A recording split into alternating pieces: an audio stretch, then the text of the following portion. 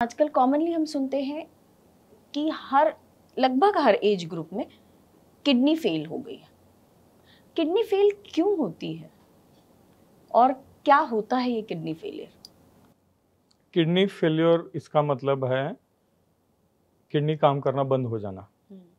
तो किडनी का काम है एक्सक्रीशन करना, शरीर में जो हानिकारक तत्व पैदा होते हैं, खाने में से आते, जो जिनको पॉइजन बोलते हैं, पॉइजनस चीज़ें कुछ चयापचय की क्रिया में तैयार होती है, तो उसको बाहर निकलने का काम किडनी करती है। प्रामुख्य से यूरिया नाम का एक घटक होता है जो प्रोटीन का एंड प्रोडक्ट है। तो यूरिया क्या होता है, शरीर से बाहर निकालने का काम किडनी करती है। किडनी दो होती है, राइट और लेफ्ट, दोनों साइड में।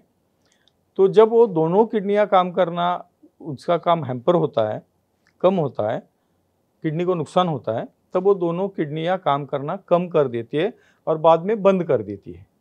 तो यूरिया जो है वो बाहर निकलना बंद होने की वजह से एक क्लिनिकल कंडीशन निर्माण होती है, उसको बोलते हैं यूरेमिया।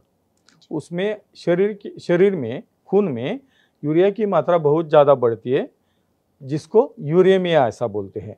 तो यूरेमिया के कुछ लक्षण होते हैं, जैसे कि जी मचलना, nausea, vomiting, loose motions, breathlessness, चक्कर आना, या रुग्ण बेशुद्ध भी, उसमें कोमाटोस भी हो सकता है अगर वो ट्रीट नहीं किया, मतलब यूरिया बाहर नहीं निकाला। तो ये जो समुच्चय है लक्षण का, उसको बोलते हैं क्रॉनिक किडनी फेल्यूर या and stage renal disease, ESRD ऐसे उसको बोलते हैं।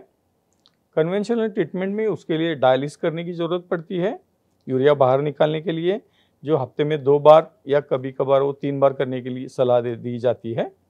या किडनी काम करना बंद हो जाए तो ट्रांसप्लांट करना, यही एकमेव उसके लिए ट्रीटमेंट रहती है जो कन्वेंशनल ट्रीटमेंट में है।